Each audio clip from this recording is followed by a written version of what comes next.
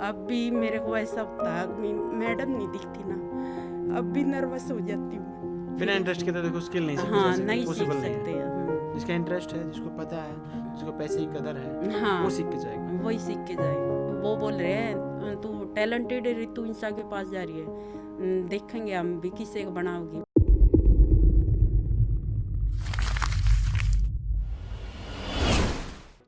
Hi, this is टूविंदर Shivach और आप देखना स्टार्ट कर चुके हैं टैलेंटेड इंसान, जिसमें हम अपने स्टूडेंट्स के इंटरव्यू शूट करते हैं। उसी कड़ी में एक और इंटरव्यू आज हम शूट करेंगे अप्रैल बैच की हमारी स्टूडेंट प्रोमिला का। ये दीदी बताएं दर्शकों को, कहाँ से बिलोंग करते हैं आप? मैं पानीपत इसराना से। इसराना से बिलोंग करते हैं। Yes। तो क्या चीज़ रही जिसने आपको यहाँ तक आने के लिए मोटिवेट किया?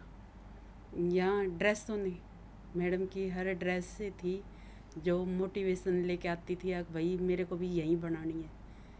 देखती थी, किसी को देखती थी पहने हुए, ये लगता था कि भाई मेरे को तो आती नहीं, क्या करें। किसी से पूछते तो मैं बताऊंगी तो मैं टेलर किस नाम की हूँ, तो इस वजह से मेरे को ये हो गया भाई सीखना है मेरे को। मैं समझा नहीं दीदी ये बात कि मैं टेलर किस नाम की, क्या कहानी है ये? खुल के बताएंगे थोड़ा, क्या कहानी है?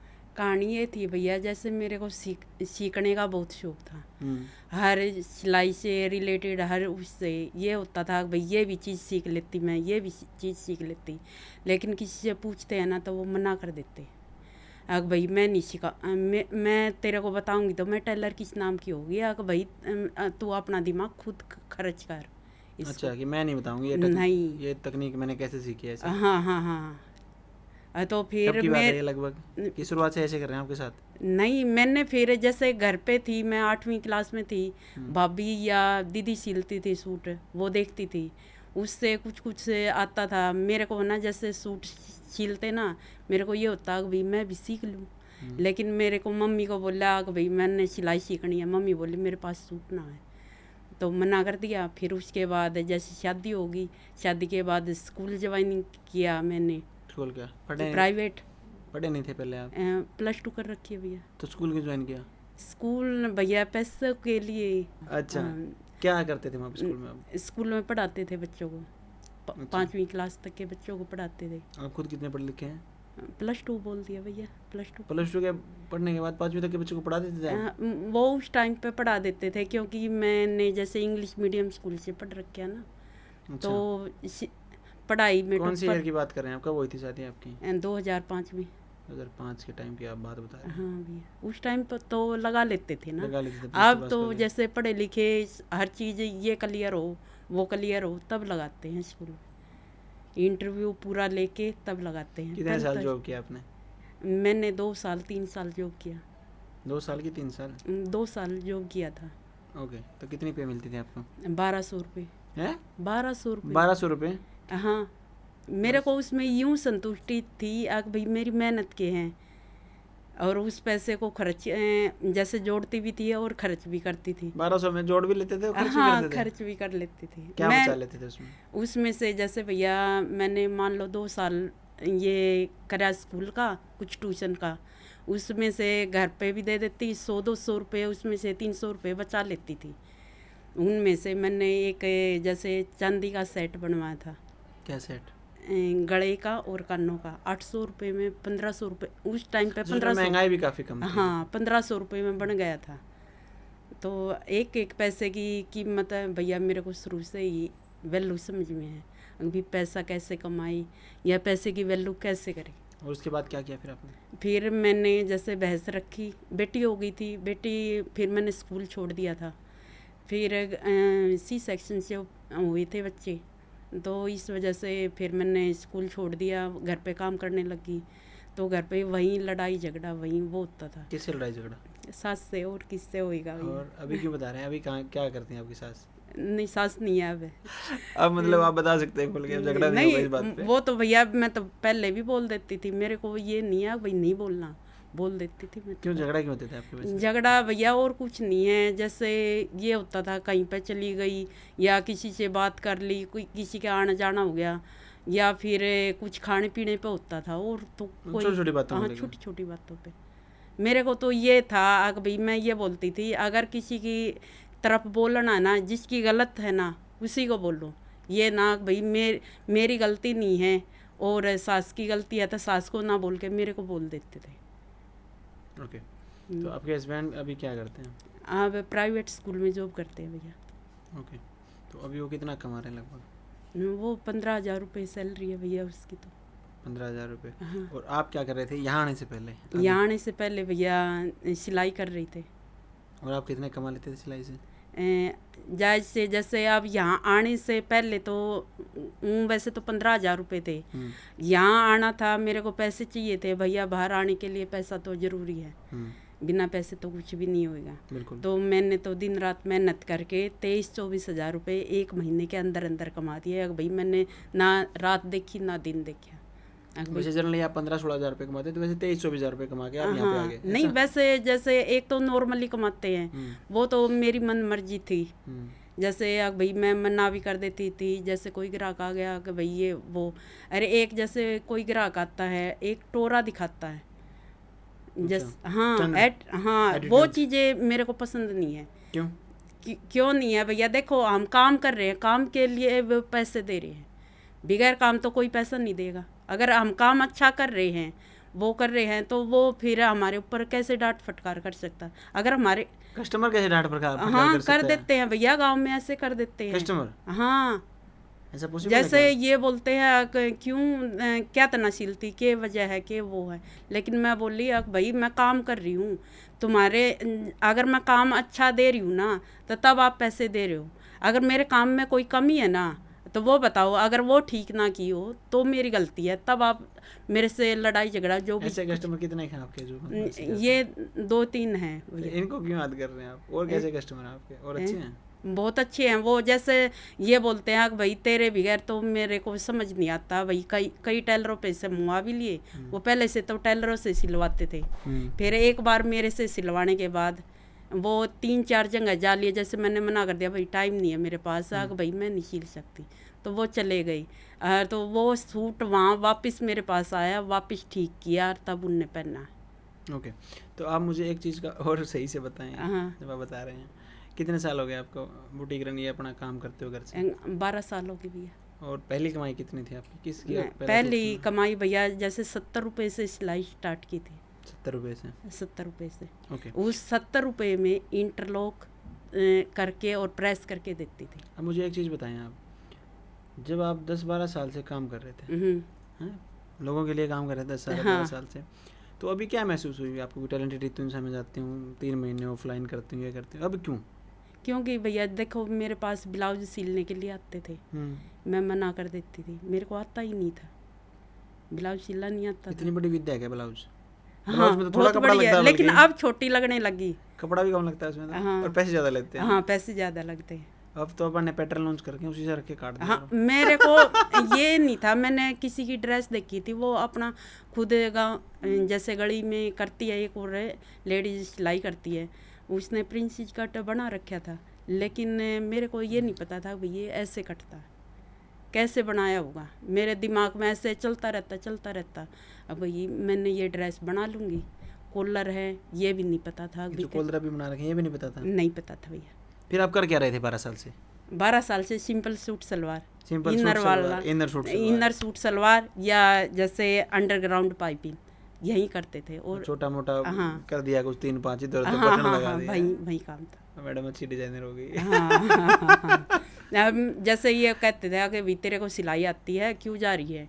मैं कहा मैं तो सिलाई तो मेरे को आती है, लेकिन मैं तो फैशन डिजाइनर का कोर्स करने जा रही हूँ, मैंने ये बोला है। सिलाई तो मेरे को आती है, लेकिन फैशन डिजाइनर का कोर्स करने के। ड्रेसेस कैसे सीखी चाहिए, अलग अलग टाइप की ड्रेसेस कैसे बनाई जाए, तो यहाँ पे जो आप सपना लेके आए थे क्या वो पूरा कर पाए हम? हाँ भैया बहुत अच्छा, उसको तो शब्द में बयां भी ना कर सकते आप, क्योंकि परेशान बहुत हुए थे शुरुआत में।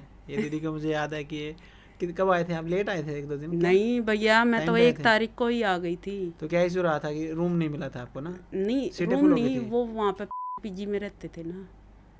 ओके, तो आप बाहर पीजी में रहते थे, आपने बोला कि हमें सेंटर में रहना है। हाँ हमारे को ना, जैसे मैं यहाँ आई ना, उससे क्या हुआ कि भाई मैं आई थी अपने हस्बैंड के साथ यहाँ पे, वो पहले तो एक रिश्तेदार के वहाँ गए थे, फिर मैं बोली मैं कहा भिवानी तो आ रहे हैं, चल एक बार देख काम है जो फोन में दिखा रखा है वो है। अच्छा, पहले ये एडमिशन से पहले की बात है? हाँ। अच्छा।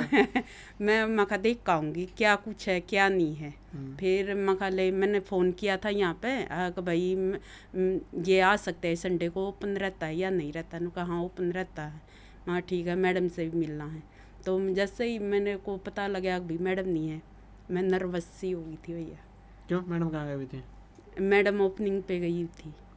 अच्छा। हाँ, अब भी मेरे को ऐसा होता है कि मैडम नहीं दिखती ना, अब भी नर्वस हो जाती हूँ मैं। तो मैडम को आपके साथ भेजना पड़ेगा क्या यहाँ के बाद अब? पता नहीं भैया। ये तो भारी समस्या हो जाएगी, ज़्यादा लगाओ आपको। पता नहीं भैया, कुछ अटैचमेंट है, जैसे क्लास में भी होती है ना। हाँ। मैडम नहीं आती, मेरा मन नहीं लगता कभी भी क्लास में, पता नहीं क्यों। और अब घर जाके कैसे लगेगा दिल आपका फिर?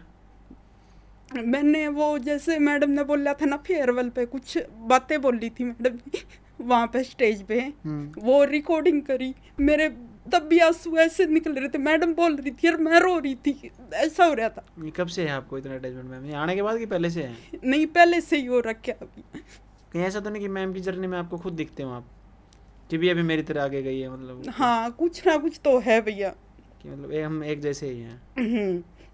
जैसे यूं लगा लो, जैसे मैडम के आती है ना मेरे को पॉजिटिव, जैसे एनर्जी अपने आप ही आ जाती है, कितनी भी लो हो लेकिन एनर्जी इतनी ज़्यादा हो जाती है कि भाई मेरे को ना तो आलस आता ना कुछ दर्द रहता, कुछ भी नहीं। इसीलिए फोटो भी लगवाया मैंने आपके लिए, ये देख लो, अभी देखो आ जाएगा पॉजिटिविटी आपको। भैया मैं यहाँ से बैठे बैठे देख रही थी इसको।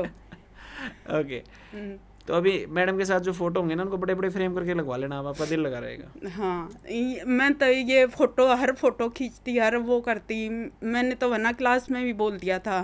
फिर दूसरी ने जो नीलम थी ना वो बोलिया कि मैम दीदी है ना ऐसा बोल रही है कि आप नहीं आते ना दिल नहीं लगता। ऐसा क्यों करते हो भाई, मेरे को भी रुलाओगे क्या? वो आपसे भी ज़्यादा भाव करो अपनी क्लास में। पता है भैया। ओके, तो मैं बता दूं आपको कि ये दीदी और जो दूसरी पीजी शिफ्ट की और बहुत ही अच्छे हैं। 3-4 लोग थे आप ना? हाँ, 4 लोग बोले कि भैया हम रहेंगे सेंटर पे ही, बाहर नहीं रुकेंगे कहीं भी किसी दूसरी पीजी में, क्योंकि पीजी फुल हो रखी थी और जब उस टाइम में बन रही थी, अभी तो कैपेसिटी बहुत ज़्यादा है पीजी की। तो अप्रैल बैच आया जब टाइम पे कुछ कमरे रेडी नहीं थे, तो इन्होंने 1 महीना निकाला आपने कि 45 दिन? कहाँ पे? यहाँ ऑफिस के बाहर 1.5 महीना इन्होंने मेरे ऑफिस के बाहर निकाला, 4 लड़कियों ने। और इनको मान के चलो वो रूम मिलता था शाम को 7:30 बजे और सुबह 7:30 बजे खाली करना पड़ता था, क्योंकि स्टाफ आ जाता था। काफ़ी इन्होंने सहयोग किया और मतलब रुके रहे, ये गए नहीं बिल्कुल। और अभी सीख के जा रहे हैं तो अच्छा लग रहा है हमें भी। और पहले जब ये यहाँ, मैं तो कह रहा था आज की दीदी पहले यहाँ ऑफिस के बाहर रहते थे, कम से कम दिख जाते थे, आज दिखे कितने दिनों के बाद। ना मैं भी ये सोचती थी, मैं कहा भैया नजर ना आते। कभी कभार मैं ना सुबह भी काम करने के लिए आती थी, अगर भैया दिखेंगे भैया दिखेंगे। तो सुबह में जैसे यूं होता था भैया, जैसे नाश्ते का टाइम होता था तो हम ऊपर चले जाते, उसी टाइम आप आते होगे, तो फिर हमको कैसे दिखाई दे? नहीं तो पहले तो यहाँ पे दिख जाते थे ना। हाँ, यहाँ सुबह सुबह मैं तो ये होता था कि भाई हाँ जैसे लेट होते, मैं कहा भैया आज तो लेट हो गए, 2 मिनट लेट हो गए, 10 मिनट लेट हो गए, ऐसे देखते रहते थे इंतजार। भैया आपका काफ़ी व्यवहार बहुत अच्छा था आपका। नहीं तो मतलब यहाँ पे तो हम इस सेक्शन में स्टूडेंट्स के अलावा आने नहीं देते, सॉरी स्टाफ के अलावा कोई आता ही नहीं है, स्टूडेंटों को तो अलाउड ही नहीं है। देखो भैया जहाँ पे रहते हैं ना उसको अगर अपना समझ के रहोगे ना तो वहाँ मन भी लगेगा और हर चीज़ जैसे अपनापन साइड लगना शुरू हो जाए। अगर ये हो अगर भाई पैसे दे रखे हैं और जैसे अगर भाई नहीं हमने तो पैसे दे रखे हैं, हमें क्या मतलब है कुछ ख़राब हुए या ना हुए, उससे कोई वो नहीं है। लेकिन वो चीज़ें मेरे को बिल्कुल पसंद नहीं। क्या होगा इन फ्यूचर पता क्या होगा? ये ट्रेनिंग सेंटर है। हाँ, ट्रेनिंग सेंटर का मतलब है कि आप यहाँ सारी चीज़ों को अपना समझे, यही बोला जाता है पहले दिन। हाँ, कि सारी चीज़ें आपकी अपनी हैं, किसी के लिए रोक टोक नहीं होगी। अब रोक टोक हम क्यों नहीं करते? क्योंकि मान के चलो किसी स्टूडेंट ने करी मशीनें खराब करी हैं, तो अपने बुटीक में मशीन नहीं खराब करेगा वो, उसकी आदत बन जाएगी। अगर किसी को ये मशीनों को अपनी मानेगा, सारी चीज़ों को अपना मानेगा, वो सही रखेगा, तो उसकी आदत 3 महीने में बन जाएगी, वो घर पे भी चीज़ों को वैसे ही ट्रीट करेगा। हाँ, लेकिन भैया जहाँ भी रहो एडजस्टमेंट करना सीखो, सबसे ये जिंदगी का रूल है दीदी। अब एक चीज़ देखो, अभी मान के चलो क्या अपने घर में अपना समाज में रहते हैं, क्या हर चीज़ें हमारे मन मुताबिक होती हैं? नहीं होती भैया। कोई भी चीज़ सुबह से लेकर शाम तक कितनी कैसी चीज़ें हैं जिनमें हमें एडजस्ट करना पड़ता है। हाँ, एडजस्ट बहुत ज़्यादा। और जब तक आप ये नहीं सीखेंगे ना ये सब जिंदगी में, आप आगे नहीं जा सकते, क्योंकि फिर आप हर चीज़ से शिकायत करने लग जाओगे, ये भी है, वो भी है, ये नहीं है, वो नहीं है, ये नहीं है, वो नहीं है, और जैसे ही आप शिकायतों पे आते हो फिर आप नेगेटिविटी को हाँ, जन्म देते वो हो, आपका अंदर से दिमाग माइंड ऐसे ही सेट हो जाए भैया। फिर कहानी खत्म हो जाती है इंसान की, फिर वो डाउनफॉल में स्टार्ट हो जाता है। इसकी बजाय आप ये देखें क्या मिला है आपको, हमेशा भगवान का शुक्रिया अदा करेंगे, भगवान जितना आपने दिया बहुत अच्छा है। तो फिर जब आपने पहली बार यहाँ विजिट की अपने हस्बैंड के साथ आप आए, फिर कैसा, मतलब उसके बाद कैसा दिमाग में घूमता आपके? जैसे आए थे, पूछा, दीक्षा दीदी मिली थी, रीना दीदी थी, फिर दीक्षा दीदी ऊपर तक, ये हमारा पीजी है, ये हमारा यहाँ प्रैक्टिस एरिया है, ये मशीनें हैं, और ये जैसे यहाँ पे मैडम सिखाती है, ये करती है, हर चीज़ दिखाई गई। और फिर हम वैसे ये बोले कि भाई क्या कुछ है, मैं कहा देखो दीदी मैं तो है ना, अब बुक दे दी गई थी, देखा सिलेबस वगैरह हर चीज़ें देखी, तो मैं कहा दीदी घर जाके ना फ़ोन कर देंगे और फ़ोन पेमेंट कर देंगे, जैसे सीट बुक करवाने के लिए। मैं तो पहले विजिट करने के लिए आई थी, अभी देखने के जैसे फ़ोन में है वैसा है कि सब हुआ में ही है। हाँ सच्ची बात है भैया, जो रियलिटी है वही बता रही हूँ। ओके, फिर जब आपने एडमिशन लिया यहाँ पे, हाँ, और जब आप पहले दिन क्लास में आए, कैसा फील हुआ आपको? मैं तो मैडम को ही देखती रही भैया, मैडम की तरफ ही देखती रही, ना तो मैंने स्क्रीन पे देखा ना कुछ देखा, मैडम की तरफ। और कैसा, कितने दिन तक किया ऐसे? ऐसा तो मैं डेली करती हूँ वैसे देखो, मैडम जो बताती है मुख से जो बोलती है ना वो सुन लेती हूँ, वो रहता है सामने बैठने लग गई अब तो मैं बिल्कुल, अगर भाई स्क्रीन भी दिखे और मैडम भी दिखे सही प्रॉपर से ऐसे। सही, ओके। और जो आपके दोस्त हैं वो कैसे करते हैं, जो आपके वो वो रूममेट हैं? रूममेट ठीक है भैया, वो कैसे, वो भी ऐसे ही करते हैं कि ओटीवी देखते होंगे वो तो? ना भैया देखो, उनके बारे में उनको ही पता होगा, लेकिन मैंने अपने बारे में पता, वो अपने बारे में उनको पता होगा भैया। तो आपको कब ऐसा लगा कि भैया कुछ सिखा के भेजेंगे, नहीं तो सूट सलवार तो आपको आते ही थे, कौन सी क्लास में ऐसा लगा कि हाँ कुछ तो अलग सिखाएंगे? नहीं भैया, जैसे मेरे को ये पता था कि भाई कोई भी चीज़ सिखाते हैं ना, जीरो लेवल से ही सिखाते हैं, अगर जीरो लेवल से सिखाएंगे ना तभी कुछ आगे बढ़ पाएंगे, अगर एकदम से ऐसे वर्डन ऊपर हैवी क्लास से दे देंगे तो हमको क्या समझ आएगा, कुछ भी नहीं आएगा। तो धीरे धीरे जैसे रूल फॉलो, जैसे मेथड बताए हैं मैम ने, वे धीरे धीरे वही चीज़ें ही बार बार रिपीट होंगी, तो वही चीज़ें बार बार रिपीट हो रही है, तो ऐसे ही सिलेबस भी अप होता जा रहा है ऊपर की तरफ, तो वो चीज़ें जैसे धीरे धीरे बढ़ रही है, तो वो हमने सीखने पे ऐसा हो गया 15 दिन के लिए, तो मेरे को ऐसा होता गया भैया अपने यूज होने लगे थे उसमें 15 दिन के लिए। फिर मैं बोली, मैं कहा यार वो हो गया कि भाई ना तो मैं वहाँ की रहूँगी ना मैं वहाँ की रहूँगी बीच बिचाले का सिस्टम। हाँ, बीच बिचाड़ा। फिर मैंने स्किप करना शुरू कर दिया अपना बिल्कुल ही, जैसे मैडम ने बताया था चार्ट दे रखे थे वैसे करते गई, फिर बिल्कुल एजिटेड बढ़िया आ गई, मतलब बहुत अच्छी से। तो आप इस 3 महीने के एक्सपीरियंस को अपने यहाँ पे कैसे देखते हैं? बहुत अच्छे से देखते हैं भैया, जैसे ये है कि भाई जो कोई आए ना, अगर लगन है तो मैडम जो बता रही है ना उसके हिसाब से, अगर ड्रेस से भी मान ले जो काम दिया गया है उसके हिसाब से भी करेगा ना तो वो मार नहीं खाएगा बिल्कुल भी, ऐसे आग भाई सीख के ही जाएगा यहाँ से। ये नहीं है भाई अगर उसके मन में ही नहीं है भाई घर वाले ने तो भेज दिया अगर जा मशीन सीख ले या सिलाई सीख ले, लेकिन अगर वो ऐसे ही यहाँ टाइम पास करता रहा, हाँ पूछ के बना लिया, अरे इंटरेस्ट नहीं है, तो मैडम का तो बिना इंटरेस्ट के तो देखो स्किल नहीं सीखी हाँ जा सकती, नहीं पॉसिबल सीख नहीं सकते। है। जिसका इंटरेस्ट है, जिसको पता है, जिसको पैसे की कदर है, हाँ वो सीख के जाएगा, वही सीख के जाएगा, है ना? ओके, तो जो यहाँ पे स्टाफ है उसके साथ बॉन्डिंग कैसी रही आपकी? बहुत अच्छी है भैया। जैसे अब ये ब्रांच पे चले गए थे मैम, जो हमें शुरू से दिखाई दे रहे थे वो बीच में ब्रांच पे चले गए, जैसे रिसेप्शन पे थे वो भी ब्रांच पे चले गए, ऐसा हो गया बिल्कुल खाली खाली सा, मन ना लगे। तो ब्रांच भी तो चलवानी जरूरी थी कि ब्रांच नहीं चलवाएं आप? नहीं, चलवानी जरूरी थी क्योंकि वहाँ गए हैं वो कुछ ना कुछ, जैसे यहाँ काम कर रहे थे, अगर वहाँ पर एक बार सिखाने के लिए तो भेजना पड़ता है ना भाई, क्या कुछ होता है उसके बारे में हर चीज़ें वो तो सिखानी। और रितु मैम के साथ कैसी बॉन्डिंग रही आपकी? बहुत बढ़िया रही भैया। मैंने तो ना सैलून में मिली थी मैडम, मेरा मन था भाई मैडम से बात करें, किस टाइम मिले किस टाइम बात करें। मैंने 1-2 बार पूछा था, फिर जैसे मैम बोली आका अभी तो क्लास ली है, जैसे 2 क्लास ले ली, रेस्ट भी ज़रूरी है। मैं कहा ठीक है मैम। फिर मैंने दोबारा नहीं बोला, फिर एक दिन और बोल रहा था, फिर वो बोली, मैं नीतू मैम बोली अब भाई 3:30 बजे के बाद आ जाना। मैं कहा ठीक है मैम। फिर मैं गई नहीं। मैं कहा क्यों परेशान करना भाई, देखो सुबह से पर्सनली कभी मिल ही नहीं पाया आप? नहीं, जैसे सुबह से मैम लगती है काम पे न, तो मैम को भी तो थकान होती होगी, इंसान है वो भी। हम जैसे हमको भी 5 मिनट के लिए रेस्ट चाहिए है, तो मैम को नहीं चाहिएगा। तो इस वजह से फिर मैंने आपको पार्टी वाले दिन बच्चों से अच्छे से मिलते हैं। हाँ नहीं, फिर मैंने वो किया, जैसे यहाँ सैलून में आई थी मैं उस दिन, आप भी थे, कैथल वाली ब्रांच में जा रहे थे ना। तो फिर जैसे मैं मिली वहाँ, आईब्रो बनवाने के लिए आई हुई थी यहाँ पे। वो दीदी उड़ीसा वाली दीदी थी, वो बोलिया कि चलो वहाँ सैलून में मैडम चेक करेगी और पता देना भाई कैसी क्या बनी है। मैडम कुछ रह जाता तो मैडम बता देती है वहाँ।